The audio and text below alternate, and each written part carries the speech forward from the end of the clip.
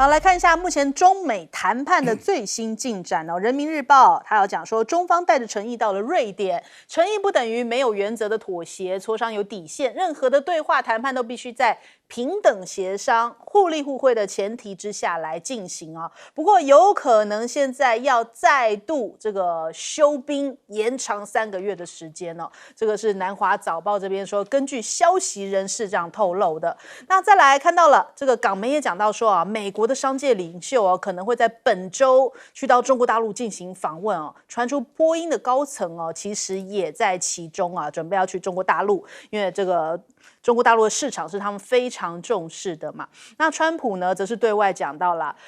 他们非常接近跟中方达成了协议啊，事实上已经是达成了协议啊，但是我们会拭目以待。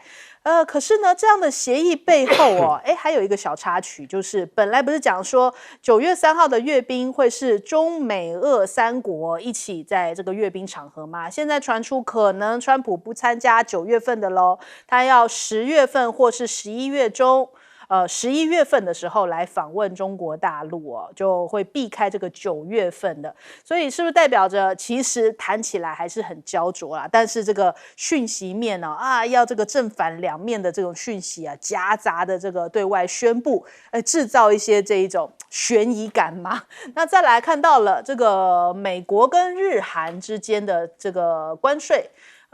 现在日本同意呢5500亿美元对美的投资啊，就说这当中还包含了对于台湾的晶片厂哦，也是可以拿到这一笔投资的哦。日美关税的协商内幕啊，根据这个日方媒体的报道，他们说，其实在6月中旬的时候就已经跟美方达成初步的共识哦，以巨额投资还有进口美国米作为关键的这个让步啦，最后才成功说服了川普松口，然后拍板定下这个15%的关税。那他们是用投资换取减免关税的方式，其实现在看起来好像变成了一个趋势哦，就是川普政府现在跟贸易伙伴的策略，通常都是说，你要有一笔巨额投资嘛。现在连南韩哦都要拿出了4000亿规模的基金来投资。那台湾同样也是啊，之前赖清德也在520就职演说的时候就讲说，我们要有一个主权基金嘛，这个可能就相当于是日本这5500亿，或者是南韩的4000亿，但是很难讲哦，因为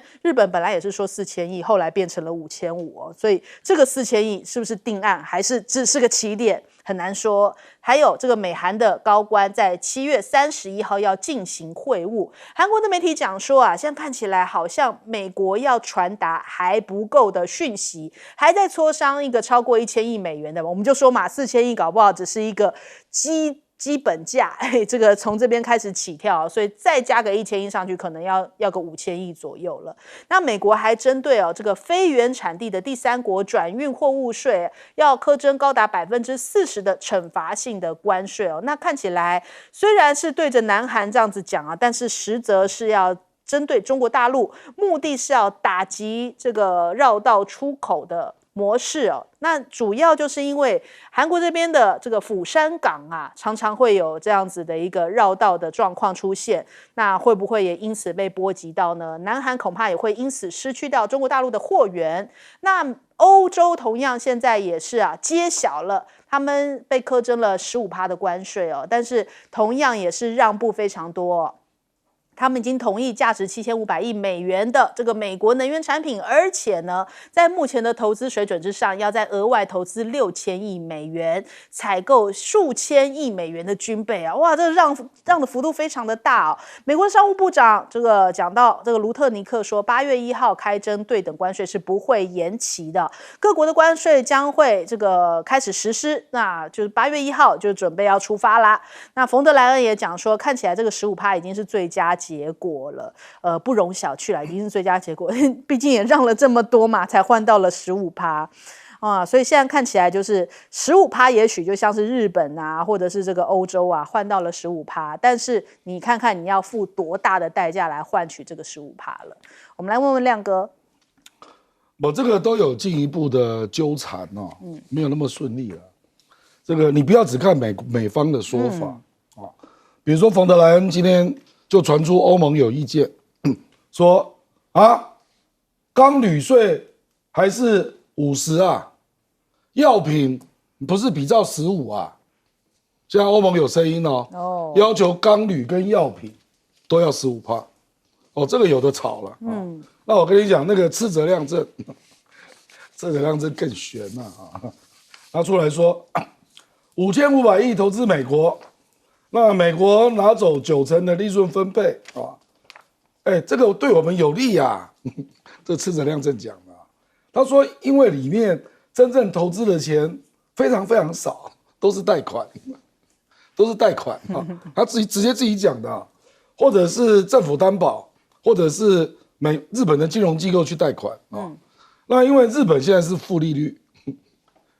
贷款到美国还可以赚钱，他们就真的就这样讲然后赤泽亮正又说，细节还没有出来你以为我们会这么笨吗？所以我跟你讲啊，然后美国说韩国你要4000亿，那韩国事实上这个在上次就已经谈到了，韩国在当场就说我们真的拿不出来，因为韩国真的拿不出来，因为韩国是负债国嘛，那韩国后来就回来想说，好啦，那个大米跟牛肉不要谈呐，我保证我会买能源呐，大概是这样。那后来，因为他即将去美国谈判嘛，所以又说韩国的企业愿意挤出1000亿美元来投资美国结果贝森特就直接跟韩国说，你们不用来了，太少了，是吧？对，所以现在还卡住，所以我的意思是说，你不要看川普写的啦，后面有很多细节。事实上，我跟你讲啊，事实上他现在说有很多国家都谈完了，包括越南呐，然后那个日本呐，可是实际上细节架构没有出来，而且越南现在还认为自己是11%，不是20%所以我跟你讲还有得吵，你不要以为就这样就结束了，不是这样的啦那中国大陆当然今天728开始在瑞典谈判嘛那我觉得美国已经把中国当做一个特例了啦，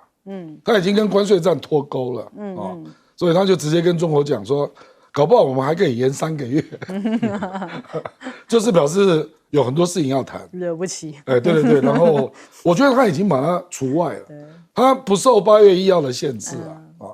那我觉得比较令人忧虑的是，昨天郑丽君回来，他说还没有谈完，我天哪，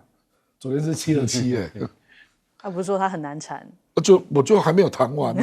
结果所以一定是谈不出来，川普一定是也叫台湾要出一笔钱嘛，那这笔钱我们有点承受不住，一定是这样啦。还有他觉得你那个进口关税要开放一些啦，要降啦。我认为不会完全开放，我不知道，因为还没有谈完，因为他一定会看到别的例子嘛。他说：“你看越南、印尼啊，进口关税都降到几乎是0啊，对，你要比照啊之类的啦。”那我们还有另外一个问题，就是国安产品占2/3，我们的出口有2/3是国安产品。那美国的国安产品，它的税率是25到50啊，所以它是不是要特别优待台湾？这个还有的谈，大概是这样。好，谢老师。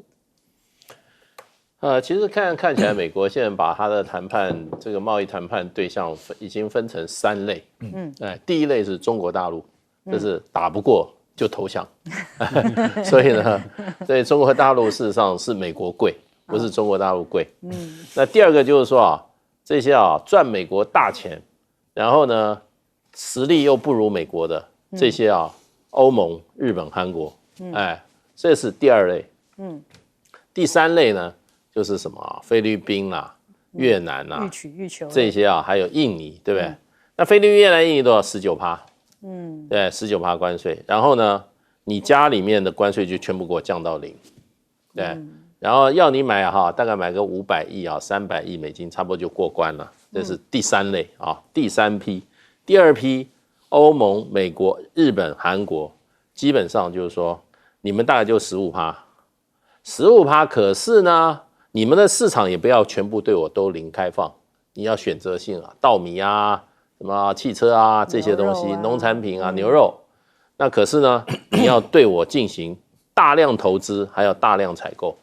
那欧盟是多少呢？投资6000亿，而且是额外的哦，原来的不算，再加6000亿，加码6000亿。日本5500也是额外的，也是额外的，再加码。另外还有什么？7500亿你要买我的能源。对，7500亿耶，不得了。那所以这个就变成就是第二梯次。那韩国听说本来这次他的谈判代表要去华府，他说我准备出1000亿，后来呢，美国说你不要来了，说数目太低，1000亿。实在太低，你不必来了。所以韩国现在也很麻烦。所以呢，这就是说，现在就是说这些谈判啊，都是，然后呢，谈完以后呢，又发现问题。刚这郭委员讲的，日本现在通通给你翻案，通通不存在。稻米他说增加75%，人家日本说，不是，是在你的配额里面给你增加，不是整体给你增加。77万配额。给你增加，所以呢，现在两边就开始吵。我还觉得日本人挺高明的，反正先跟你搞成原则，然后我现在石破茂在日本还不错呢，继续干，继续干这个总理过关了，对不对？然后回过来再跟美国人再算，所以这个才蛮高明的。不过我觉得就是说，这些第三国转口货物增达惩罚性关税其实是惩罚那些过去可以被转移的国家。为什么？你增加40%，然后我就不转移了嘛？对，我成本那么高，我就留在我原地去来生产就好了。对啊，而且现在说实话，中国大陆的关税也降到30%，跟你那个20%只差10%，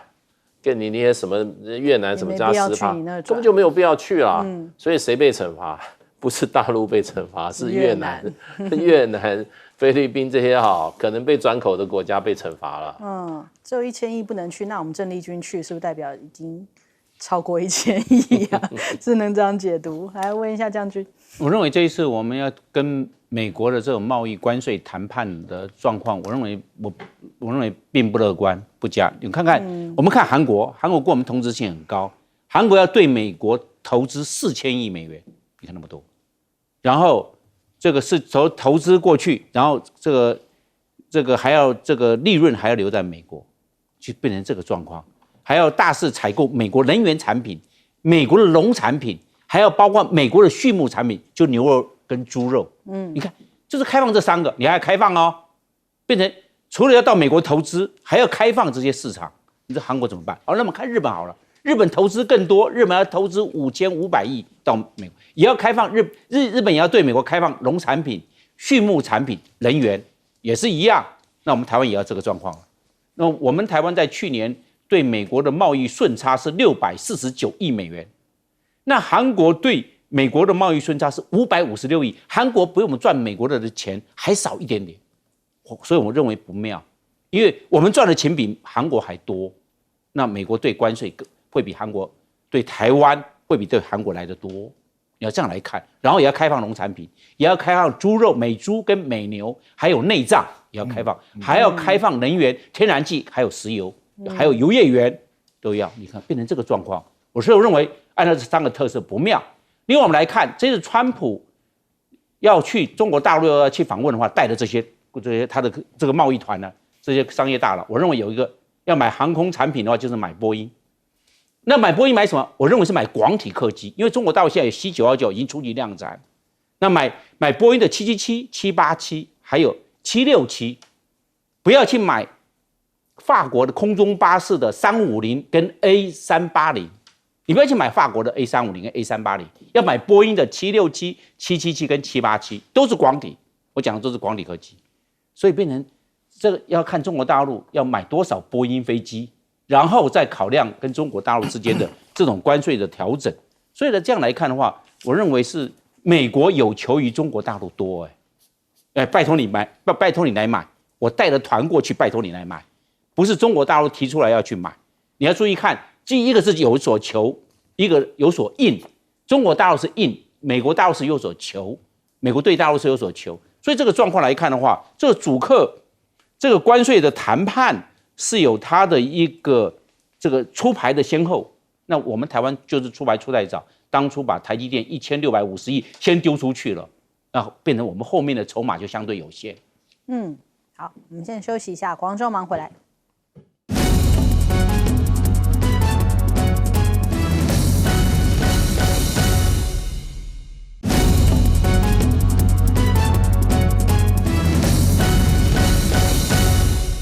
好，来看一下目前泰检的状况啊，停火的会谈，双方代表今天在马来西亚会面啊，在这个东协这个轮值主席国马来西亚这边，在今天下午的3点钟展开会谈。那这个吉隆坡这边来举行哦，北京方面也派了代表来参加了，也希望说能够这个帮助他们赶快哦，这个取得这个和平的态势哦，这个发挥建设性的作用。那这个川普也讲到说啊，不停火就要苛征36%的税，而且是2国都要苛征哦。所以现在目前泰检双方啊都有意要来结束冲突，所以看起来这个对于停火初步已经是表达了这个有望停火的这种迹象了。再来，这个尽管呢，川普现在介入调停哦，但是他们现在双方还有一些零星的冲突吧。这个泰检仍然互控对方哦，在27号凌晨发动炮击，冲突已经造成了2国超过30人丧命，超过20万人要被迫离开家园，甚至在柬埔寨的贫民区哦，也有被炸的画面曝光了。这是泰国军方啊持续对于柬埔寨展开攻击，那在这边有多处的民宅是被炸毁的这个画面哦，也有因此曝光。那柬埔寨则是部署了中国大陆这个中方所制造的远程 PHL-03的火箭炮来发出警告啊。那这个多管发射形式呢，如果同时发射12枚飞弹的话，威力呢高达是420来，大约是8座标准足球场的威力哦。所以他们现在也是严阵以待当中。那另外我们来看一下这个画面哦，现在目前2国冲突的最新监视器的画面曝光，拍下了柬埔寨的炮弹哦落在泰国素林府的瞬间哦，还有骑士遭到波及的这个状况。那另外呢，泰国还派出了战象哦，就是大象都出来了。他们说这个大象是穿着迷彩军装，还背着2把突击步枪。那泰国媒体讲说，并不是要他真的去上战场了，而是鼓舞士气的一个作用哦。这泰国大象对于他们来说是一个这个好像精神象征，所以才派出了这样的战象出现。另外呢，看到了这个柬埔寨，他们现在有许多的公民哦，超过10万公民是从泰国这边来撤回去，那人海画面也因此曝光了。他们现在目前边境爆发了返乡潮，大概有10万名在泰国工作的柬埔寨公民呢，现在已经陆续回国，一天之内有大概10万人左右，已经有30%成功通关入境了。所以看起来这个冲突啊，的确是造成了2国相当的动荡不安。这个我们首先来问一下亮哥。这件事真的很不可思议啦，因为柬埔寨相对于泰国的军力啊差非常远，泰国国防预算大概是70亿美金啊，那柬埔寨大概只有8亿，结果我们发现是柬埔寨先动手，然后那个柬埔寨没有空军呢，那泰国还有这个 F-16 70架，我就不知道他是要干什么哎。那当然，那个柬埔寨那个泰国军方也在生气了，因为上次你对那个佩通坦那个录音带事件，对不对？那当然，佩通坦就讲到了某个军方的领导人嘛，那所以军方是有点反弹呐，就是爱国心就上来了，就觉得你洪森这个人实在很过分啊，所以我觉得。因为我跟你讲，这个边境冲突已经很多次了啊，就是这个历史上留下来的啦啊，就是有些是寺庙，然后寺庙用地，然后后来有互相的走私啊，那包括钱也有毒品啊，都有啊，军火也有啊，可是泰国是在第2天就出动空军了，所以我是觉得蛮故意的，就是一定要教训教训你。实在太嚣张了，有这个味道了哦。那现在我就觉得很奇怪，就是我就觉得很奇怪，怎么会打这么大啊？那大陆那边又流传出一种说法，说有一个柬埔寨的庙，那周边有4.2平方公里的地有主权争议嘛，那个庙没有问题啊，那个庙就是柬埔寨的啊。听说那4.2平方公里有稀土啦，有稀土。而且是最高阶的稀土，重型稀土啊。所以那总金额到底多少我不知道，因为我看到很多数字啊，有的非常夸张啦啊。那反正价值，有的人说有100亿美金这样啦。哦，那这个是比较大的版本啦。反正就是找到稀土啊，那就绝对不能让啊。使得这个事情就更严重。这个有点像南海争议啊，然后下面有天然气，那就更严重。本来是主权争议，然后现在扯到利益了。你这样来那个欺负我们总理啊，然后扯到军方的那个领导人啊，所以泰国有点不忍了啦。就是我要来教训你啊。可是我认为这个打不大了，因为东协已经介入了，那东协一定会找联合国嘛。那联合国一定是美国跟中国都介入嘛，一定是这样。因为周边的力量就是这2个国家，所以我认为应该可以处理了，不会再扩大了。就是这样。好，来问介老师。其实这件事情真的要说来龙去脉的话，那洪森是这个始作俑者，对不对？你刚开始在边境小冲突，人家那个佩通坦打了个电话你。所以他称他这个叔叔也没有错，因为佩通坦的爸爸跟洪森有交情，2个是朋友，所以是辈分是差一个。那可是他就说了，他只是讲了一个，就是说泰国军方的一点点问题啊。结果你这个洪森，你也是长辈啊，而且你跟佩通坦爸爸也是非常好的朋友，怎么把这个电话录音给他录出去，结果差点佩通坦要下台啊！如果不是泰王这个处置的话，他现在只是暂时这个交出职务，那由这个总理代理人。那你说佩通坦要再回到总理的话，他不有一些表示不行吧？对不对？要让军方表现一下，对不对？然后对这个说实话，对柬埔寨这种做法，尤其是洪森这种做法的话，他也不能就吃下去啊。那吃下去就想说，我好好跟你沟通的，结果你把我出卖，害我的总理都做不成了。对，这个气应该也吃不下去吧。所以真正是这个问题不是一个大问题，这个问题而且从2011年、2008年那个时候就出冲突，从这个柬埔寨独立就冲突，从来没有打过，就是零星这样子这样子交火一下。当然2008到2011年，事实上双方冲突也蛮大的也比较大，当时有好几万也是这样子人民逃离开那个时候。可是这一次说实话，你这个仗你需要这样子打吗？你要把那个领土问题解决吗？也不是要解决领土问题，对，那解决什么？我觉得解决的应该是双方的内政的问题，而且呢，某种程度的话，真的是是可忍孰不可忍啊！你这个洪森这样子玩，其实我本来不相信政治人物有这样玩法的，外交有这样子玩法的，不过洪森这种玩法实在是毫无江湖道义，搞成这样子惹祸，而且又不是自己很强大。对，你知道空军，我看了一下，泰国有58架这个 F-16，然后呢，柬埔寨0，你知道泰国海军，我一看不得了，还有航空母舰1艘，当然也像法国那种小型航空母舰了，小型航空母舰，起码也是航空母舰，这2个军力那么悬殊。所以泰国真的是出手就是教训而已，也不是要真正如何。那现在教育训到程度，我看泰国的这个外交部次长就说，我们觉得还没有打够的意思，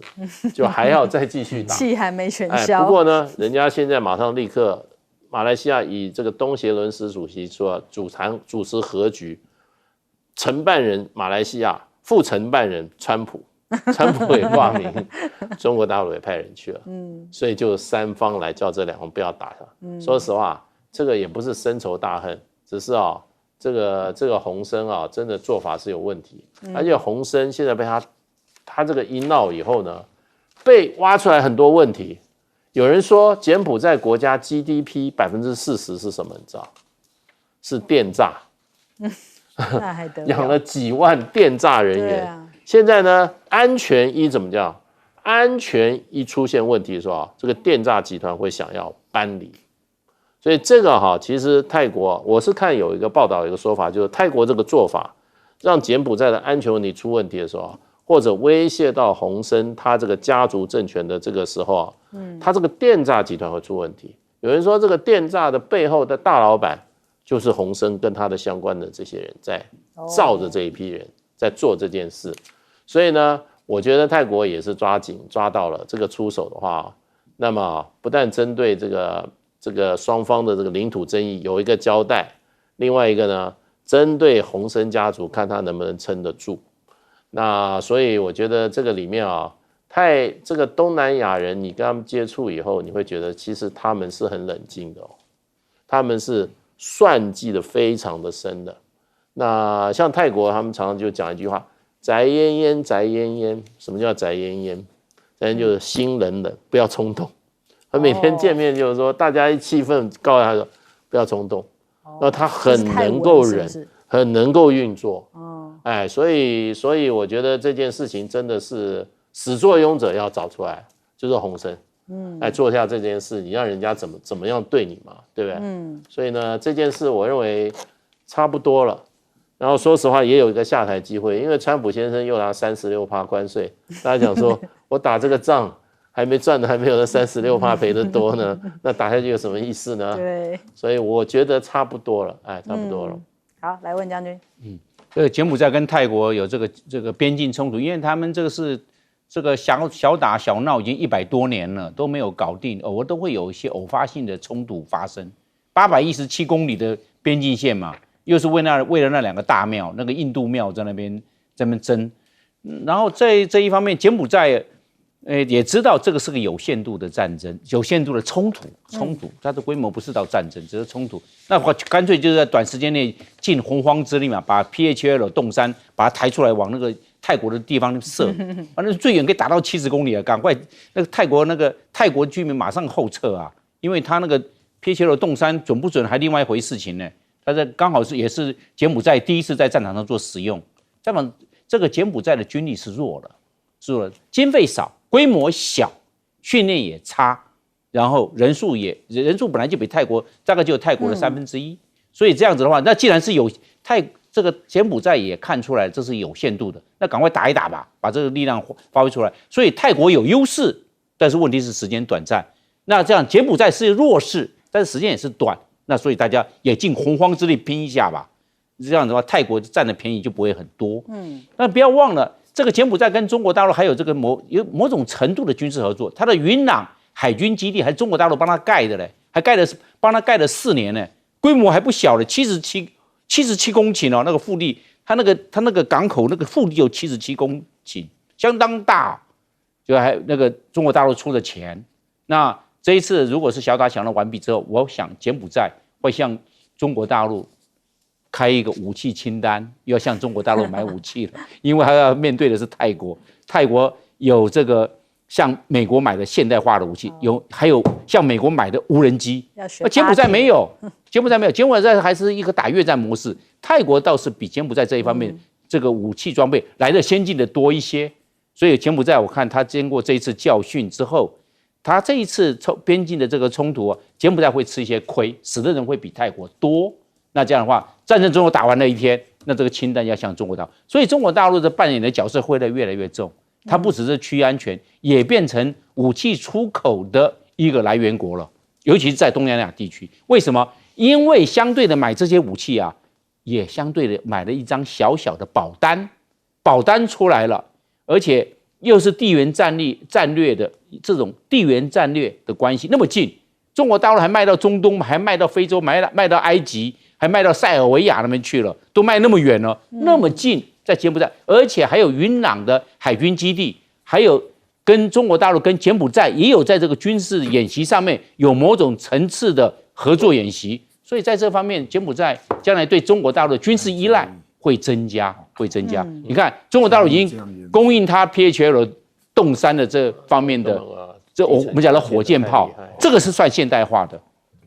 而且打得够远，70公里。所以来看的话，那个柬埔寨依赖中国大陆更多，那泰国会不会？泰国也会压中国大陆，因为泰国本来向中国大陆买2艘潜舰，再送1艘潜舰，总共买3艘。但是美国有意见，美国认为有一件这个你都是买我的这个美制的系统，怎么突然向中国大陆买潜舰呢？所以泰国在这一方面就有点意兴阑珊，他是为了向美国来交代。但是经过这一次的泰国跟柬埔寨的冲突，泰国的这种外交立场还有军事上的立场，我认为也会相应的做调整，因为他认为他跟柬埔寨之间这个边境冲突虽然可以短暂的落幕，但是将来还是会有爆发的可能。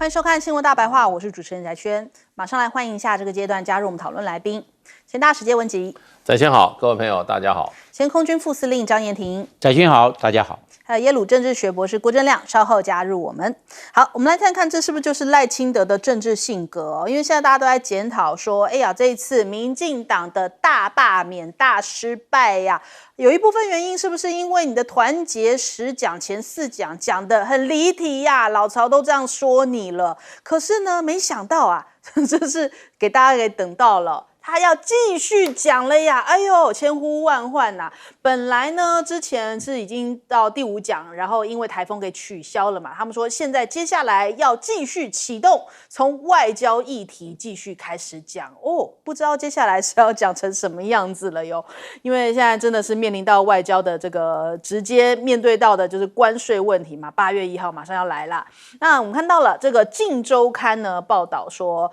现在绿营呢自己在这个反省，然后启动改组啊，等不到高层一声道歉哦。这个罢免惨败，党内讲说有一些关键的原因，有他们党内跨派系的一些主要要角指出呢，开票日的当晚，府院党的回应都不及格。一是将罢免失败的责任全部归给罢团助攻的执政党难道不用负责吗？二是不够谦卑丝毫未对最新的民意做出反省和检讨。三是在野的席次全保住了，执政高层却未对朝野未来如何互动、如何解决两院宪政僵局提出看法或解方。但其实这些也就反映出来一件事嘛，就是赖清德的政治性格。其实从当初他担任台南市长的时候，有232天不进议会，最后还被这个监察院弹劾，就可以看得出来他的政治性格就是这样子啊，他不会听人家的意见只要他这样子觉得他就是对的反正错不在他，他就这样认定的，不会进议会就不进议会，管你怎么样的，硬干到底啊。那再来这个对于台南的灾民也是，都叫你们自己来，不闻不问。现在台南的灾民又面临到又中南部下起了大雨。我们来看一下这一段画面。爆棚，大家爆棚。清到今晚过来清，你看。啊，你看到他还在清理，够可怜啊，拢无人的冰箱。你看他冰箱才搬出来，好可怜。你看这个也还在清理。林俊宪啊，你不是说要捐爆棚啊？那然后捐到几乎的电东西呢？你看，太扯了啦。对，网友拍下了现在在台南简直是另一个时空另一个世界。台南都已经过了20几天了，这样的灾情还在继续当中，帆布还在铺，屋顶还在破，然后现在雨又来了，这是屋漏偏逢连夜雨那再来这个政府不见了，倒是5月天出手了，低调捐了900万元，还是被这个网友发现说这个是相信音乐捐了这样子这个赈灾款捐了900万900万捐了900万。好，那他们就讲说因为希望能够尽一份力所以捐款900万给台南嘉义云林这些受灾的学校来使用。但5月天这一阵子相信音乐大家也很耳熟为什么呢？就是因为在选前不是有大基跟这个闽南郎嘛，用这种你赚人民币的方式在写在歌里面暗自嘲讽那他们就讲说相信音乐插笑话，我看是相信草纸在草纸的地方，英文的这个歌词还写了 RMB 就是暗指说你赚红钱向人民币低头所以让5月天的粉丝也很生气就在这个选前的时候，5月天粉丝在脆上面就讲说，当我们舞迷是塑胶，是不是本来并不想投票的真的把5月天的粉丝给惹到了。而且你看这个你在那边嘲讽人家这个赚人民币，但是5月天是真的用这个关心、用力量、用出钱出力的方式来帮助灾民，那你们呢？你们就只会拿文总的预算吗？所以你看到这些青鸟在讲说啊，反正他们现在说祝所有不同意的人啊，女儿像巧芯啊，儿子像傅昆萁啊，反正你们很爱啊，就要用这种方式来出气、来泄愤。那结果投不同意的人就回他们，就说好啊，照样造句嘛。那祝你爸爸像柯建铭，妈妈像吴思瑶，姐姐像四叉猫，哥哥像八炯，弟弟像闽南囊，妹妹像苗博雅，爷爷像曹兴诚，反正你们也很爱呀。就是现在开始已经在那边用照样造句的方式互酸互损哦。那民进党看起来还没放弃哦，就像这个赖清德目前的这个态势嘛，检讨谁不利，但是呢，下一站823还要继续吗？今天呢，自由时报就告诉大家说，哦，他们罢团不气馁，823还要继续拼哦。可是呢，罢团不气馁，可是不代表老巢不切割啊！你看到联合报跟中时啊，在讲说，这个绿营内部闹翻啦，曹兴诚已经切割了，让民进党自己去努力吧。老巢已经落下这一句话了。那好啦，民进党内部有一些什么声音呢？黄捷讲说，若需要就责，那是我们做的不够，接下来的责任是我们的事情。沈伯洋讲说，检讨不是内斗，而是负责，下一步不要只是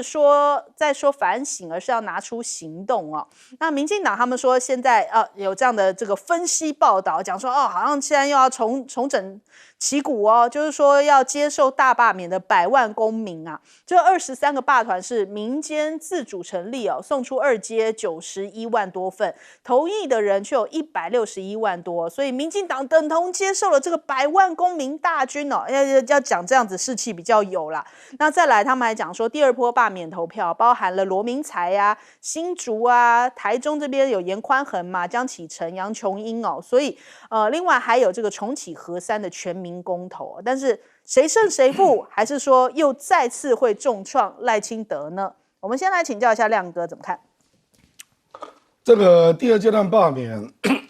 据我了解，他们要聚焦台中啊，就是严宽恒跟江启臣哦。那并不是因为江启臣有机会罢了，而是市长前哨战先抹黑你了那严宽恒就是真的聚焦的对象，对，他们就要把严宽恒干掉，这样就像针对叶元之那其他是没有办法。因为坦白说，这7个为什么是823？因为他们联署比较困难，对，你就知道这几个区就是深蓝区嘛，本来就比较难那个核3研议公投是民众党提的，对，所以民众党会全力动员，所以光是这个因素就救了他们了，因为民众党的投票率会比726还要高，我认为726民众党可能有帮到5%左右了，其实5%就是救命票所以国民党真的要感谢民众党，因为过去的这种罢免投票率都是40到50。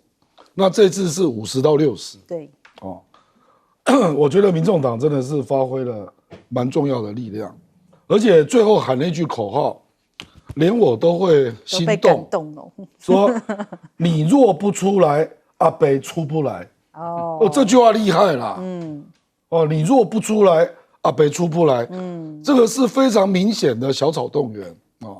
因为我自己直播，我知道他们都跟我讲。说我们是因为阿北出来投票了，所以未来我讲白了啦，对于柯文哲一审之后的交保，民众党一定会非常在乎，所以我觉得真的在立法院，国民党要协助出力啦，就一审之后你一定要交保啦，那至于这个民进党跟罢团的关系我跟你讲，现在有点复杂，罢团在怪民进党公职没有尽力，这个当然有些地方有尽力啦，比如说我去了解状况，桃园就没有这个问题，桃园民进党的议员真的都出来协助了，因为罢团不断的在检举人家没有帮忙嘛，可是很多地方民进党的公职还是不甩你，我就随便讲几个 case 啦，王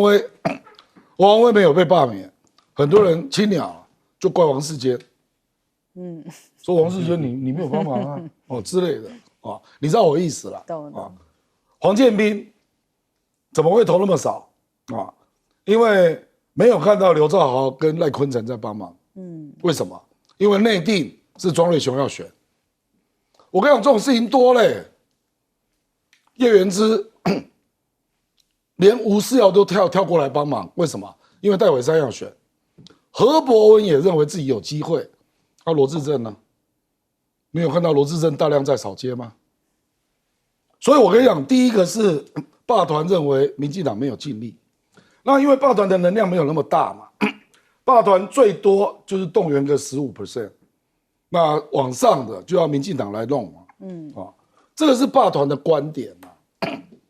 那民进党的观点不是这样，民进党一些非赖系的啦，就觉得说你干嘛把自己惹到这一些啊？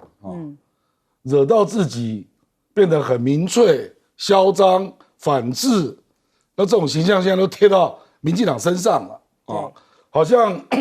民进党等于曹兴诚加八炯、闽南郎、沈伯洋跟王义川，这个很不利耶。对，所以民进党有些人就觉得啊，你这是莫名其妙啊。有一些人本来就对大罢免有意见啦，比如说王世坚他是有原则的人，他本来就反对大罢免嘛，那我干嘛帮你动？就有点这样啊。有一些人就觉得，你这样搞下去，你赖清德如果让你得逞了，那把那个国民党干掉了，接下来就要干党内的杂质啊。所以我跟你讲，这个问题很复杂的，所以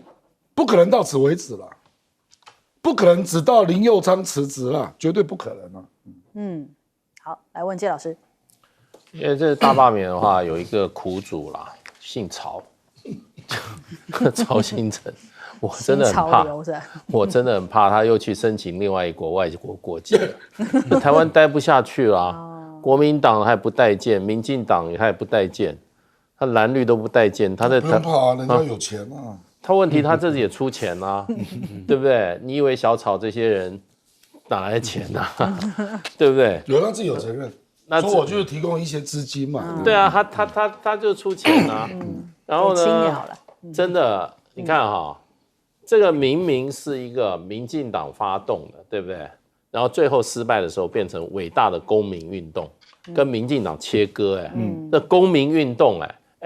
那叫公民团体吗？那不叫霸团吗？不是绿营的这些侧翼吗？对，公民团体是在政治议题上保持中立。在所谓攸关的专业议题，环保人权这些他是来监督政府，他是设第四权，那才叫公民团体。你这些霸团怎么叫公民团体呢？所以呢，你现在明明白白就把这个什么霸团尤其这个曹兴诚董事长所领导的这一群霸团完全出卖了，意思说失败都是你们搞的。对，现在在检讨霸团在这个罢免过程中有哪一些不对的，然后检讨他们。所以这个川普以前他刚当总统，他说我做生意的时候，我还以为生意人比较奸诈，可是我加入政坛以后，我才知道政治人物比生意人那坏100倍。那结果呢？川普这句话，我们这个曹董事长没听到。那现在听到也听到也不晚了，所以他立刻怎么样？他怎么这个悬来勒马，然后说你们在那边当什么？你们在那边旁边当什么啊？你们当侧翼，我们都要把它推出来。失败以后就是这个公团，这个时候霸团的问题，检讨霸团。所以呢，现在那个曹兴诚不当傻瓜了，他去了，好，你们自己玩了823炮战。他搞不好站到国军这边哦，你要不要小看哦？我们这个曾经是这么的柔软，统派大佬在报纸买上这个全版广告，说台湾两岸统一的方案，哇，用数学公式登出来，当时统派的这个真的是出钱出力，说不定又反跳了，现在又跳到这个独派，对不对？然后呢？哇，他那个稿子应该不容易，他自己写不出来，找专人给他写的。你看着那个多认真啊，结果被这个民进党耍弄一遍。真的，我是真的希望他想开一点人聪明一世，糊涂一时。有了，徐小青祝福他要活得健康。本来要我是希望他想开一活不下去了嘛点啦。人生啊，遭此这种被人家耍弄到这种程度，然后呢，真的何苦呢？啊，我真的替他感到惋惜啊。现在清醒也不迟。来，将军，我认为赖清德的死讲，我认为这个他应该救灾优先吧，死讲暂时先搁着一边吧。南部现在又下大雨淹大水，他专门挑这种时候对他的讲死讲，他要站在国家的高度，不是站在他这个民进党的高度，因为他这个应该要有正能量，应该是讲那怎么可以讲到杂质呢？或者是讲到其余人呢？或者那些瞒天过海的那种荒腔走板的那历史与典故呢？他应该要很精准，因为国家元首讲话洞见观真，别人包含这些在学校的学生都会去引用，不能乱说，或者是经常乱说，而且不符科学的根据，要非常的严谨。当他的旁边的人虽然弱，班底虽然差，是这外行人，他也可以找一些到大学找教授嘛。我们大学那么多的教授，帮我看一下这稿子可不可以？没有花多少钱啊，几千块，人家帮你顺稿，他结果讲的都是贻笑大方，这个错动百出，这个不好。第二个，我认为他要讲话要有正能量，那都鼓励大家，不要去一直骂这个骂那个，骂东骂西，骂南骂北，都是别人的错。他要虚心来检讨，哪边做的不对，然后大家跟着他一起这边好好的努力，好好上这个向上，好好改革，就要有更多的正能量才对呀。我认为要少批评，多鼓励，然后多做，少说。救灾赶快去救灾，不要在那边讲，你讲没有用，水都淹上来了还讲，赶快去救灾。这一次大罢免哦，花了几十亿哦，给救灾的多好，你花了大半一点意义都没有，制造仇恨，制造对立，制造分化，大家都不团结，制造彼此的仇恨。你就拿这个钱去救灾，不是那个整个不管是屏东、台南、嘉义，那都 OK 了，几十亿。要花对地方嘛。我认为当一个这个领导者要将心比心，要苦民所苦，应该是这个样子，而不是在那边不着边际又讲那些我们讲543的偶戏杀。我认为这个非常的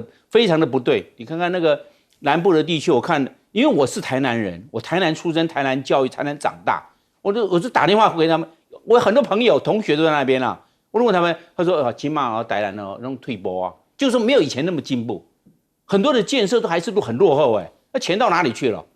我们的钱到底花哪里去了？建设我也常回去看，怎么还是这个样子啊？因为其他地方都在进步，都在建设就台南还是那个老样子那个街道好窄那个都没有在这一方面呢，对发心血发心思在上面，因为非常可惜，他只会做一些文宣，只会骗大家。我认为应该改弦易辙。好，我们先休息一下，广州马上回来。